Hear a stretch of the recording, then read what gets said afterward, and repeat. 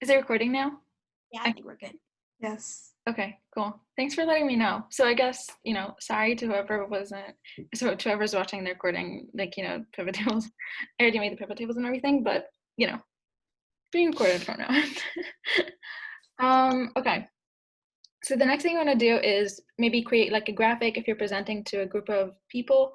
And I would recommend if you're using a pivot table that you copy and paste the data to, like a different row or something, just because creating a graph out of a pivot table is, to say the least, like annoying, and that sometimes it doesn't format right, or it's like it doesn't look right. It's just see if you can avoid it. That's probably a good idea. So yeah, you just want to like copy literally the data and paste it somewhere else and go to insert. And then so actually a little bit of advice from me, I guess, just because I've been working as data analyst for a little bit, and this is just kind of something that I've noticed as I work there. First of all, if you're creating some kind of graphic or something, good rule of thumb is if you have more than 5 categories, like for example, see we have here central, east, west, but if you have more than 5, a pivot table is not a good idea because it looks way too messy, and sometimes it's really hard for people to understand the data that you're trying to present if you're using a pie chart with that. Usually for that, you'd want to use maybe like a bar graph, or if it's, by month, for example, you'd want to use a histogram. That would be a good idea, but definitely not a pie chart. But again, that's up to you. And if you think that maybe, you can make it work with more than 5 categories in a pie chart, then, go right ahead. Okay, so I'm gonna create a bar graph just because, like, I guess I feel like it. So yeah, so one of the things that you'd want to do is, if you have like a table, you want people to understand, especially if you're presenting it to an audience that maybe doesn't know what you're talking about or isn't as familiar with the topics that you're talking about, is you want to have a lot of like identified data on the chart, so that literally if they just had that chart, then they would be able to understand, like, maybe not everything or the full picture, but they'd be able to understand something or what the data is talking about. So of course you'd want to have like chart title. So let's say, like, I don't know, transaction by region or something. And then you'd want to go to chart design and add chart elements. And then first thing you want to do is have axes. Like, I can't tell you how many times I've seen a chart or something and it would literally make 0 sense because it doesn't have like axes. So that's a really important thing to have. And a lot of people don't remember that. And then their charts don't really tell a lot because you don't know what the numbers are representing. Like here, this could literally be anything for the count, but it actually means, number of transactions, right? So we'd want to label that number of transactions. And then, maybe we'd want to label this region. But, whatever you're working on, just make sure that you kind of label it. You're kind of telling the audience what you're talking about. And also another thing that I really like to do is I really like to have the data label, like the value. So I usually go to add chart element and then data labels, and then I say outside end, just because I don't want to see, like, over here, like it's kind of like the value is kind of hidden by the bars. So outside end kind of places the value outside of the bars so that people can actually see the values that they're looking at, especially if the background is white. If the background is a different color, then maybe you'd want to place it like inside or something. But that is like not very really common, where people have a different background than white or like maybe like silver or something. But again, something to think about. Okay. The second thing I want to do maybe is create like a pie chart. So I'm gonna insert a pie graph or pie chart, whatever. And then I want to show you guys some really cool features that have to do with pie charts. So let's say that I want it to have a different like formatting. So if you go to like chart design and then maybe like a different formatting, so here, like, this looks really cool. I like the background. You can even change the colors, like the theme colors. So, you can have it to be a little bit more like, I don't know, I feel like this is kind of more like chill. But again, maybe you'd want to have like a different theme as well. Maybe if your company, again, if it's PwC, I don't even know, I'm stuck on PwC, but like their colors are kind of usually like orange. So maybe you'd want to choose this for if you're working there. I don't know, up to you. But yeah, so if you're doing that, then again, you'd want to be like, transactions by region. So that would be like the title. And then one cool thing that you can do with pie charts is you can go to data labels and then go to like more data label options. And then you choose like, wait, I don't know what I meant. Okay. Oh, maybe I can just like minimize it a little bit. There you go. Okay. So you go to like more data label options, and then you can have the values, and obviously you have like the category names on the side, but you can also have the values and the percentages. And then it kind of looks weird a little bit, to me at least. I don't like it when they have like the value comma like the percentage. So all you'd have to do is just choose a different separator. So I prefer usually having a new line. So it's like the value, and then below it is the percentage. So that kind of makes more sense to people versus like the comma, because the comma can be a little confusing. So this just means like, there are 24 people who were, from the central region, and there were 56% of the data. Okay, any questions so far, guys? Okay, cool. Just feel free to unmute yourself if you do have any questions. Actually, one really cool thing that I also wanted to show you guys is that you can have like because you can have different types of like graphs and for this data. But so for example, you can have like a tree map or something, and this is literally kind of like the same as a pie chart, but it's like it kind of looks like more of like a rectangle kind of thing. And see how central is like the biggest biggest rectangle? That's because it kind of it has most of the data in it within that region. So if 56% of the data is central, then it's going to be the biggest square or rectangle.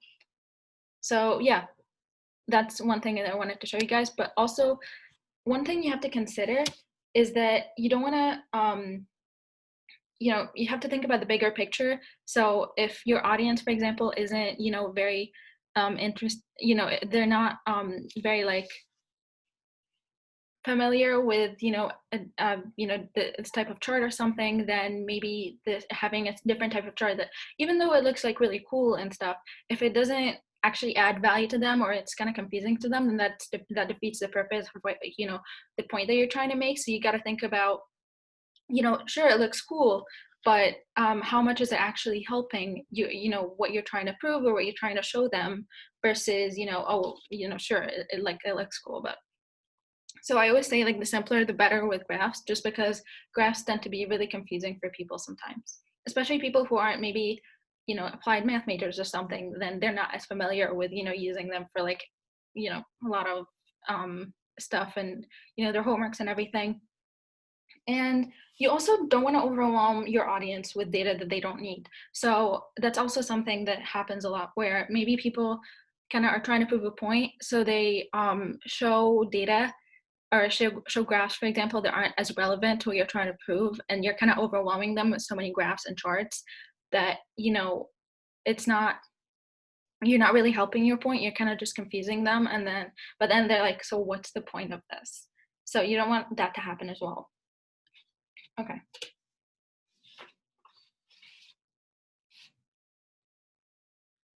So the next thing I want to show you guys is how to use Vlookup and Xlookup.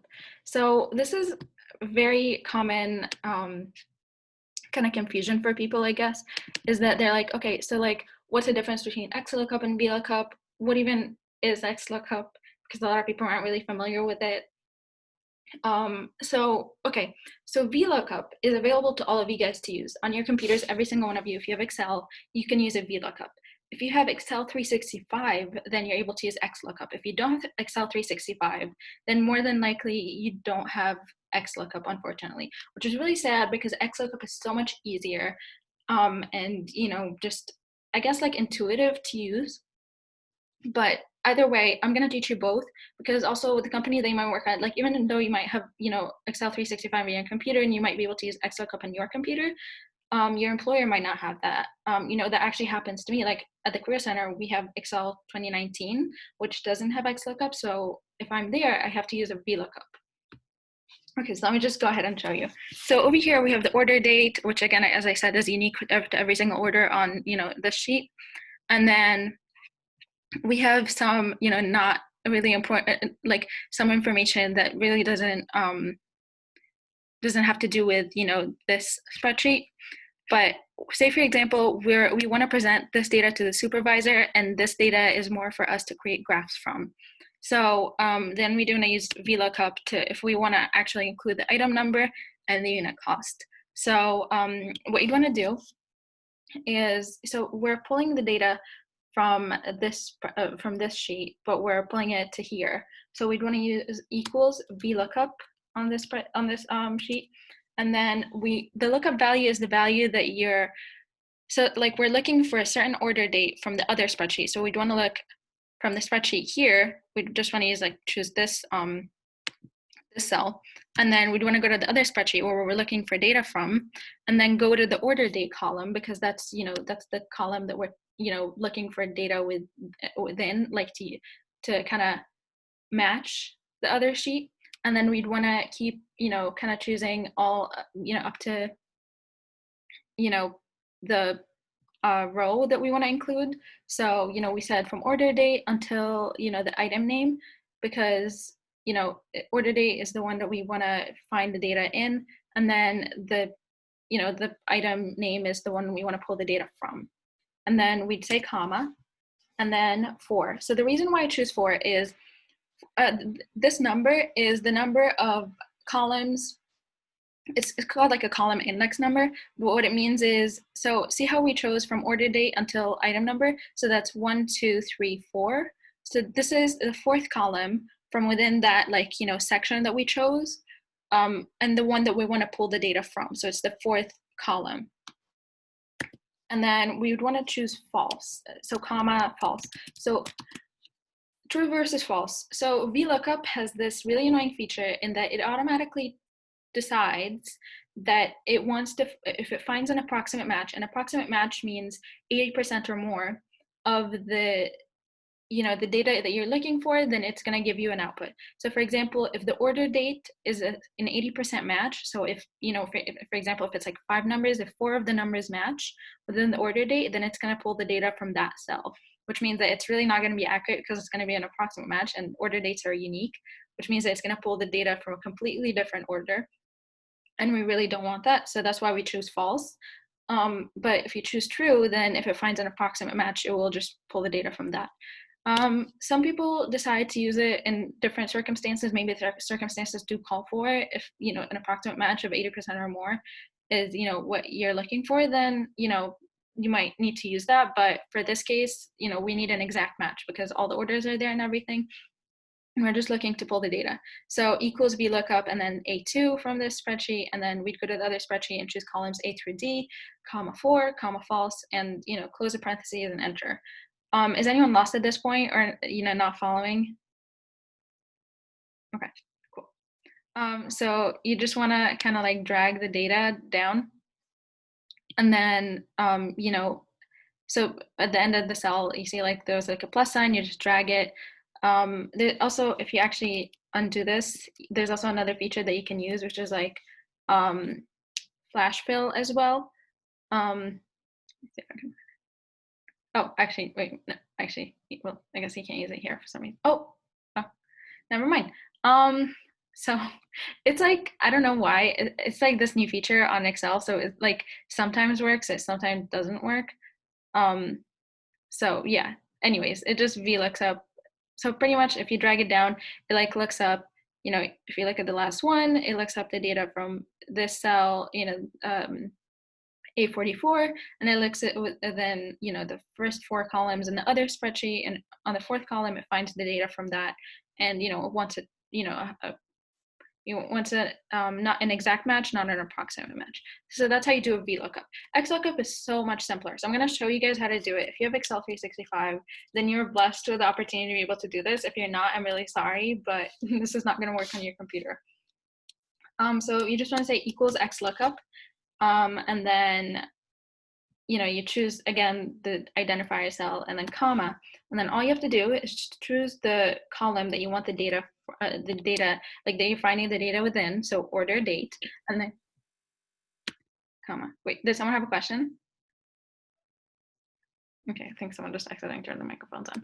Okay, so order date, and then you'd want to choose the other column that you want to pull the data from. So I think it was like unit cost, right? And then you close the parentheses. That's it.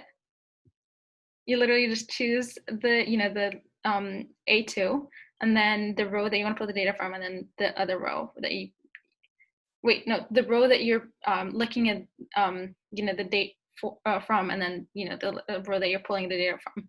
Sorry, I confused my words there. Yeah, so, and then again, you just choose the plus sign, and then, you double click on the plus sign, and it just like does it automatically. Or you can just drag it down literally, it,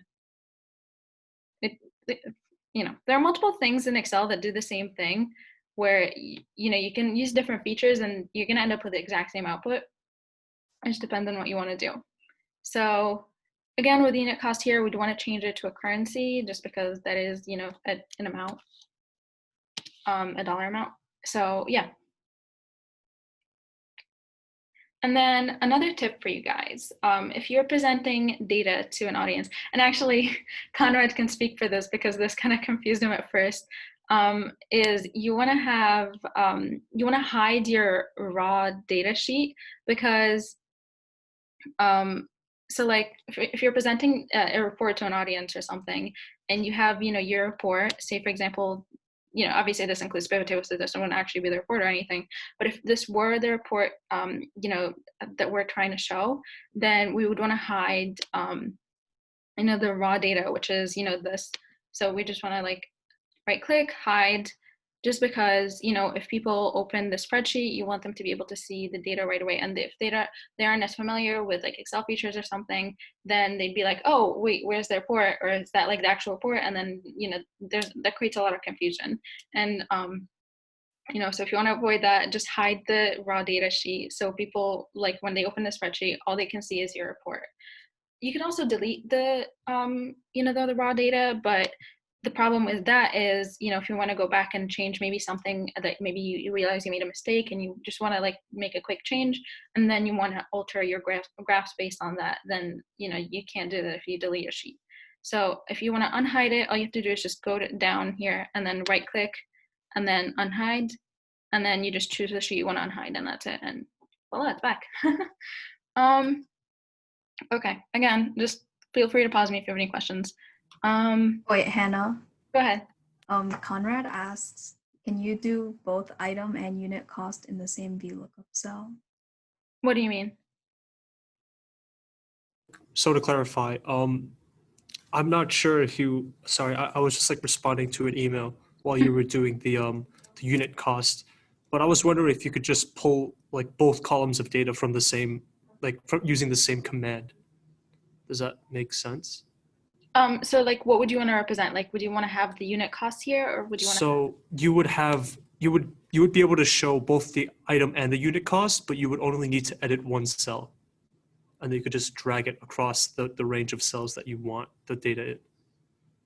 I don't know if I'm being clear enough here. I'm sorry, I'm not really getting it. Like, wait, do you mean that you're typing the formula once for item Yes. Yep. and then dragging it across? Yeah. Thank you, Vivian. That's exactly what I mean. Yeah, no. I believe so. Okay, so let's see. I think, okay. So let's say unit cost. So let's say we're looking for total cost here, and we don't want to have to like change the formula. I think if you lock this cell, so lock the lookup data, because this isn't going to change, and then you lock this, which is the column that we're looking from, which is column A, which has the order dates and the other spreadsheet. And then this one's going to change, and it's going to drag to total cost. So let's see if that works. Yeah, it worked. Okay. So yeah, literally just lock a cell. So in order to lock a cell, you just have to have the $ before the letter and after the letter. So, we locked the order date because that's not going to change if it's the same order. And then, we locked this column because we're still looking at the data from the order date, but then we didn't lock the F column.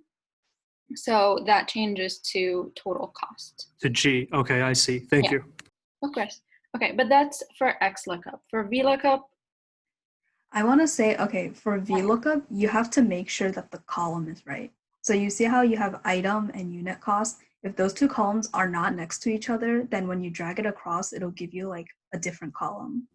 I see. So in order to do this for VLOOKUP, would I just make the range go from A to I guess A to I guess E if it's a correct direct correspondence, and then keep the four. Does that make sense? Like I would go from A to E. Let's see. Let's see if that works. I've never really tried that because I just write the formula. Because I'm not sure because then No. I don't know. Yeah, Yeah. guess not. Okay, thank you. Sorry. Yeah. That's all right. Again, that's why I say like XLOOKUP is so much easier. But Yeah, I can see that now. yeah. But the good thing is if you know you because we all go to Stony Brook, so you can just literally download 365 if you have the time, and you can just use that. And Right, okay, actually, will do. yeah.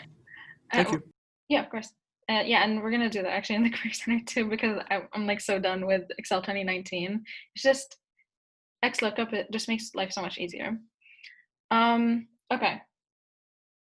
So now I'm gonna be showing you some like kind of like in my opinion like cool functions, but they honestly like whatever I'm showing you right now. If you know how to use a pivot table, they don't provide. Don't get me wrong, like they're useful, and there are definitely situations where a pivot table can't help you, and these functions will. But usually, if you really understand how to use a pivot table, you might be able to not use it as much. But again, sometimes you will. So you should know both, but definitely understand pivot tables and how to write these functions. Okay, so I'm going to show you Countif and Sumif. So these I'm going to show you both on the quantitative and the qualitative end, because I remember last year some people were like, oh, this is like qualitative data. What if it's like quantitative? So I'm going to include everything this year. So let's say, for example, we only want to find categories. We want to count the number of times that, pencils. So for example, if the column, if every row has, the word pencil in it, then you'd want to count it, so it would be 1, 2, whatever. So you want to count it if, there's a pencil in there. So all you'd have to do is just choose equals countif, and then, parentheses, open parentheses, or just press tab. And then you'd want to choose the range where you want to look for the data from. So, over here, we want to choose, column D, because that's where, the item names are. And then comma, and then the criteria. This is kind of interesting because there's a difference between if you're looking for a specific name or if you're looking for maybe something that's included. So say, for example, so for here, we just want to use quotation marks and say pencil. And then close your quotation marks and close your parentheses and equals, and it counts exactly how many times there are word pencils in there. But say, for example, over here, and this happens a lot if you're, for example, you have a survey, and this happens to me, and, I needed to learn this as well at my job. For example, if it's a survey and it says choose all that apply, and then you download the report. So for all that apply, usually what the data does, especially I use Qualtrics, and like that's how Qualtrics does it, is if they chose all that apply, it literally just says, like, for example, if someone chose pencil and binder, then it would just say literally pencil, comma, binder. So now you see pencil went down to 12, but that's not true because the person did choose pencil. So all you'd have to do is, instead of having this, if you want it to be like, if a row or if a cell includes the word pencil in it, even if that's not the entire value of the cell, if it just has the word pencil in it, you want it to count it, then you'd want to say equals countif, and then you'd want it to say, instead of quotation mark pencil, quotation mark asterisk, and then again asterisk after the word pencil, and then and the quotation marks, and then close your parentheses, and then if it includes the word pencil within the cell, then it will count it. So see, now it changes back to 13. So just like, a little note for you guys in case you ever see that and don't understand why that's happening. So okay, so now let's go to like the quantitative part of it. So say, for example, you want to count it, you want to count a cell if the unit cost is equal to 199.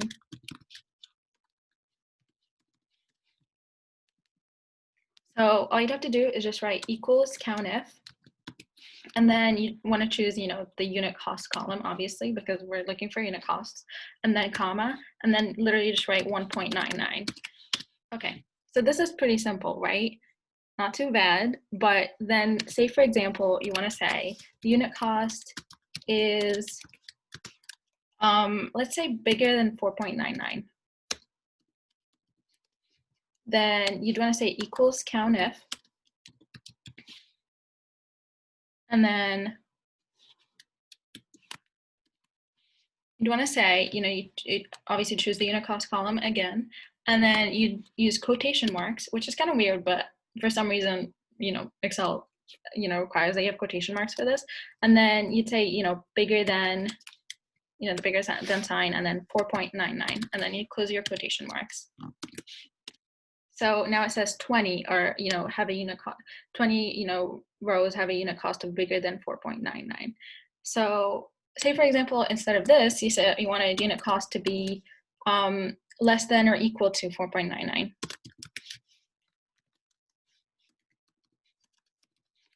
Then you say equals Countif, and then, you choose the column again, and then comma, and then open your quotation mark, smaller than or equal to 4.99. Oh, I forgot to close my parentheses. Okay, so yeah, always forget to close your parentheses, because otherwise it doesn't work. Sorry, your quotation marks, not parentheses. Yeah. Anyways, so now it's it says 23 or smaller than or equal to 4.99. So see, this shouldn't be inclusive of the entire data. So like when we said like bigger than 4.99 and smaller than or equal to 4.99, so the sum of these should include the entire data set, which is actually true, because if you see here, you drag your cursor down, and then you look at the bottom, it says count 43. So the sum of all of these rows is 43, minus, of course, the unit cost row, because that's the title. So if you look here, it says 44. That's why, because we have the title, right? So the sum of these is 43. So, this is all inclusive. And that's kind of like, just like if you wanted to maybe like a quick check or something, that everything's okay, right? It is. Okay. So the next thing I'm going to show you guys is how to use the sumif function. So say we want to, I don't know, we want to sum the unit cost if we have a pencil. So for example, well, actually, let me change this back. I don't know why I didn't change this back. Okay. So say we want to look for the rows that have the word pencil in them, and if the row has the word pencil, then we'd want to use for the unit cost from that row, and then we'd want to sum those up. So all you'd have to do is just say, so pencil. So we're looking for pencil unit cost, right? So we'd want to say equals sumif, and then, open your parentheses, and then choose the range that has the item names. So, this one. And then we would just want to say comma, open quotation marks, pencil, because that's, the value that we're looking for. And then, if that's the case, if it does have the word pencil in it, then you'd want to, show the, we'd want to add the values from the unit cost row. So, just choose that row after the comma, and that's it. And then now it sums up all the values from the rows that have the word pencil. And a good way to check that is to use filters. So, if you look here and you filter by, just the word pencil, and then you look at all the values, the unit costs. If you look at the bottom, it says sum is 35.08, which is the exact same sum that we got here. So, everything is working right. That's another way to check it. But if you didn't want to do that, then you could just use the sumif function. Another way to use sumif function is if, for example, say the unit cost is 1.99, we would want to sum the number of unit costs that have an exact unit cost of 1.99. So let me just show you.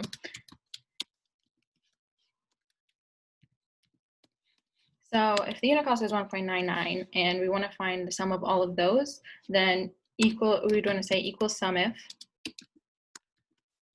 And then the range would be, the unit cost, obviously, and then the value is 1.99. and then comma, and then where do we want to pull the data from that we want to sum the values of the unit cost. If you wanted to do, total cost, and you just wanted to sum the total cost for every item that has a unit cost of 1.99, you would just choose, the column G, but I chose F because I wanted to find unit cost and I wanted to sum that. So, you close your parentheses, and then it would say 9.95. And again, you can check that if you say, 1.99 over here, you want to filter by that, and then you just, drag your cursor over here, and it says 9.95 at the end, which is, the exact same value we got. Okay, any questions so far? And I can't see the chat box, by the way, so if you put a question there, please just let me know. Vivian, so please let me know if that happens. Okay. So this is another spreadsheet. I think I'm going to go over this really quickly just because I want Vivian to get to the monthly budget part of this presentation. So, okay.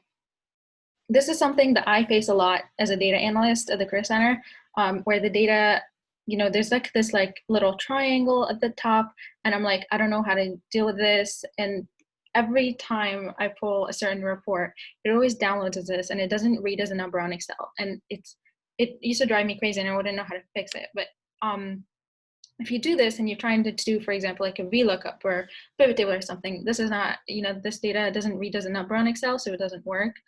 And even if you go here and you're like, oh, I'm going to choose the values, and then I'm going to go to home and I'm going to choose, number. Yeah, that doesn't actually work. See, it still gives you the arrow, the little triangle at the top, because it still doesn't read as a number. So the way you'd want to fix that is, choose the first row that has the little error message, a little triangle, and then go down up until the end of the row or the end of the column or something, if the column has a lot of errors in it. But you just have to make sure that the first cell that you choose has an error in it. Oh, I skipped actually the top. So yeah, I choose. So you can't just click the entire thing and then do this, because it's not going to work. You have to choose the first cell that has the error, and then drag your cursor down to the bottom of the row, the column, I mean. And then it has this triangle, yellow triangle with the exclamation point. So you can just press on that and say convert to number, and then it works. But you still want to see how the formatting is kind of weird. Somewhere kind of aligned to the left, somewhere aligned to the right. So you'd want to just format them all to be a number now. And then maybe if you want to get rid of the decimals, just hide it, and then change alignment, whatever you want. So I centered it, but you can do whatever you want. Okay, I'm gonna do a quick conditional formatting because I want to show you guys how to do conditional formatting, because I feel like if you're showing someone a report or something, especially if you're sending it to a supervisor, and you don't really care too much about creating a table, a chart or a graph, then this would be helpful. So say for example, I'm looking I'm going to present this entire thing to my supervisor, because my supervisor wants to look at the raw data, but I want to highlight to him every single time the word USA, for example, comes up. So all I'd want to do is just select row I, and then I'd go to conditional formatting at the top, at home, and then say highlight cell rules, and then more rules. And then so one thing you can choose is specific text. So if it has the word, USA in it, then it's going to highlight, then it's going to, the formatting is going to work on it. So for example, say I want the cell to be yellow every time there's USA, or every time the cell is USA. Then, I choose format with yellow, and you can say, containing or ending with, or if it doesn't have the word USA in it, then you'll want to highlight it, for example. But I choose containing because I want it to highlight every time there's the word USA in it. So see, now literally every time there's the word USA, the cell just turns yellow. And say, for example, you're like, oh, actually, never mind. This is actually, for example, Norway. So you just choose, change it to Norway. Then it, it turns back to, just being the plain old, transparent cell or whatever. So, okay, now I'm gonna turn it over to Vivian, because I don't want to take too much time from her presentation as well. I already did, but sorry, Vivian. Okay, I'm gonna stop sharing now. Okay, so I'll be showing you guys how to use a budget tracker. So that's also in the link that Hannah sent.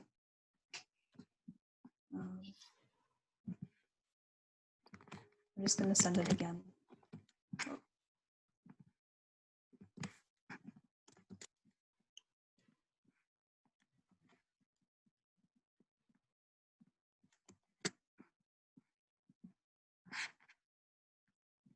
Hannah, can you make me a host?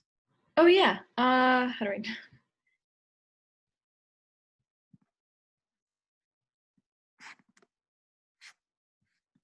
Okay. Let me see. There you go. Okay, and I'll check the chat for if anyone has any questions or anything. Yes, thank you. Okay, so the budget spending tracker should look like this. Like, let's say you just graduated college and you want to track all your finances, you're like living on your own. So this is good for that. So the first thing we have is the spending tab. This is just like everything that you have to pay for the month. So for rent, groceries, cars, utilities. And then we can say like this is the day that you spent the money. So this would be like the 1st of September. So on the 1st of September, I spent like $2,500 on rent. And since this is a table, every column that you add to the right of it, so if I spent $200, this will automatically add another column. So this would be like September 2nd, I spent $200 on gas. And if you have something else that you need to pay for, they're like subscriptions or something, you can add that row and then it'll automatically add another row. So you can drag this across. Since there's like 30 days in the month, you can like keep dragging it across and that'll just give you a day, like a column for each day where you're spending money, or you can just like add each column as you go along, as you spend money. So on this spreadsheet, this is where we're gonna compile like how much you're spending. So first we wanna make this a table. So we want to choose this and then go to insert and then make this a table. And my table has headers. And again, you can like change the colors. I'm just gonna leave it like that. So the budgeted amount is how much money you want to spend on each category. So for 1 month, let's say I want to spend 2,500 on rent and like 500 on groceries. Oh, and this is your monthly income, so how much you're making each month. So here I was 200, 200, 500.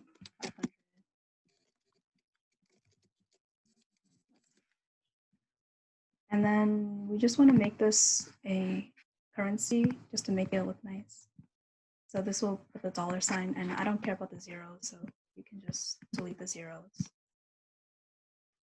And to make sure that this adds up to 5,000, you can select all these cells, and then on the bottom it says sum 5,000. So that way I'm spending $5,000. And then to get the percent of each income, you want to do equals 2,500 divided by this 5,000. But you want to lock this cell.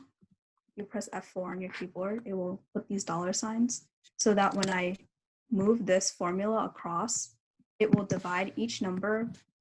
It will put each number over 5,000 and it'll make the cell.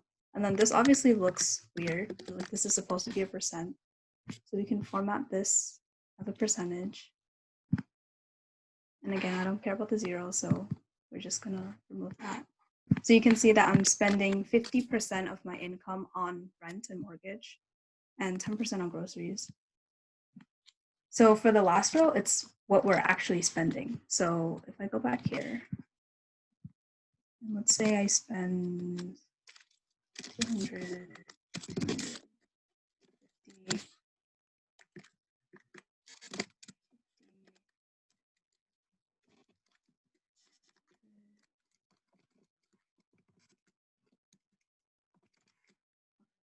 So let's just say I spend this much for the entire month. And I go back to budget. I do equals sum. And then I would choose this entire row. And that would give me the sum of all the rent I paid for that month, which is 2,500. And then I just want to change this to currency again. Oh, and Hannah, I was trying to ask you before. Oh, okay. Okay, so the way you do that is you just drag down and then Oh, and then transpose it. yeah, paste as transpose. Okay. Okay. So to get the other numbers, can I just do threes? Okay. You would drag this formula down. 3, 4. Just drag it down until it gives you an error. Okay. Or a 0, I guess. Unless it should be a 0, I don't know. So this would be the sum for all the groceries that I bought in this month. It just looks weird because this is how you get the formula to copy correctly. Because if I drag this across, this would just give me the same formula. So this is how much I paid for rent, which is nothing. So then I would take these values and then copy. And then I would select the cell.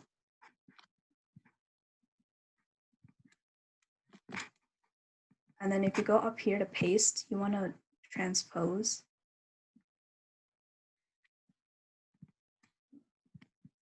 You can select this. Then go here and then transpose. Sure. I don't know. Hold on, maybe transpose Is it outside formula? of the table. Maybe it's because it's a table. Okay.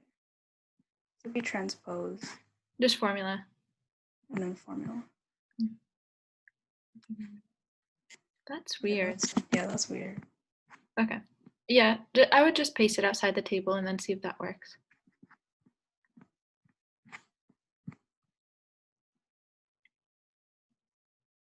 Never mind. I guess not. I don't know. But you could also like copy this and then paste out here as values. You can find it.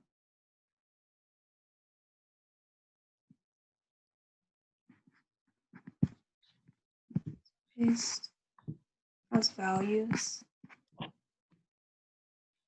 Oh, we know, but you would still want the formula. Yeah.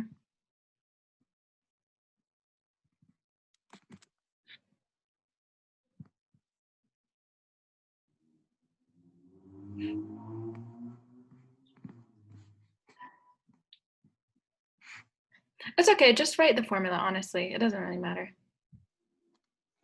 Okay. So this would be sum of the second row, which is groceries. Be sum of this.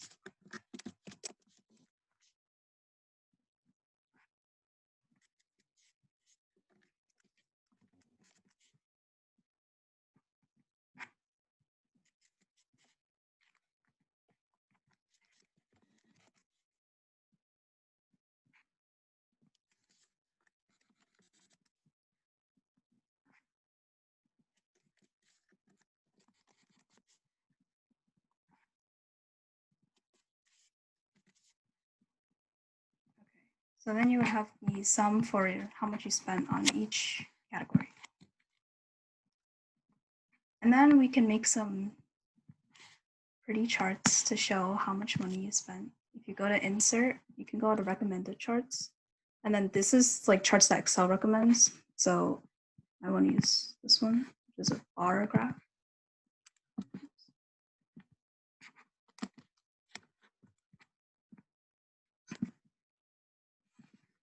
And then there's a lot of ways to format charts. If you go to chart design, these are like the preset chart formats in Excel. So you could change it to like this one or this one. I'm going to change it to this one. And then you can also change like the position of these. So Hannah mentioned before the data labels, you could put this on outside end. And then you can also like change the color of these because now I can't see the numbers.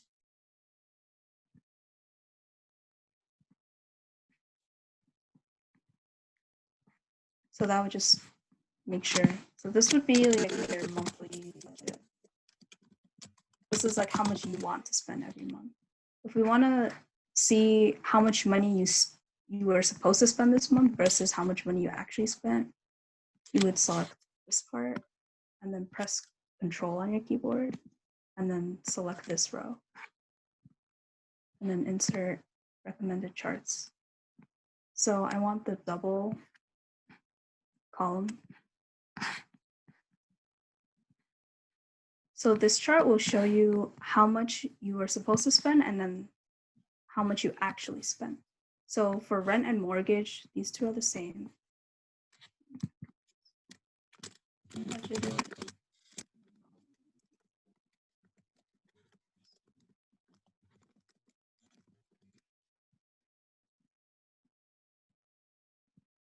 And then if I add data labels here, it'll show me how much I spent on each category.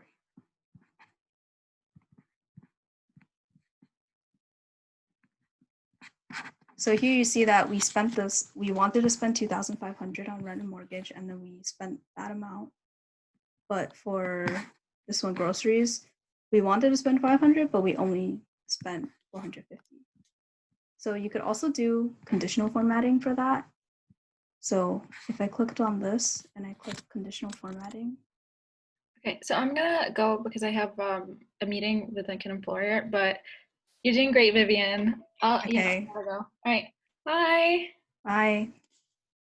Okay. Thanks for your help. Of course. So we could do if this is less than 500, then we could say it's red because we didn't spend the amount that we wanted to. Or for here, we spent more than we wanted to. So we could do if this is greater than